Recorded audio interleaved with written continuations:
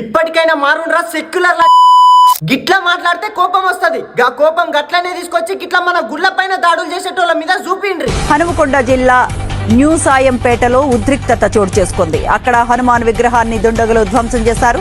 దీంతో స్థానికుల్లో ఆగ్రహం పెల్లుబికింది. హిందూ సంఘాల ప్రతినిధులు భక్తులు భారీగా తరలివచ్చారు. హనుమాన్ సర్కిల్ నడి చౌరస్తాలో మన హనుమంతుని విగ్రహం పైన దాడి చేసిండ్రు. ఇంకా ఎన్ని రోజులు మా గుళ్ళ పైన దాడులు చేస్తారా మరకల.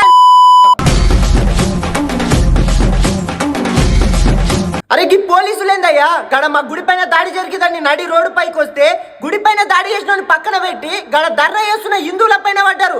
గాలను అరెస్ట్ చేస్తున్నారు. గా పౌరుషం ఏందో తీసుకపోయి నిందితుల పైన చూపిండ్రి. గాలను అరెస్ట్ చేయండి. బొక్కలేసి లాఠీలు నూకుర్రి. ఏ శాతన కాదా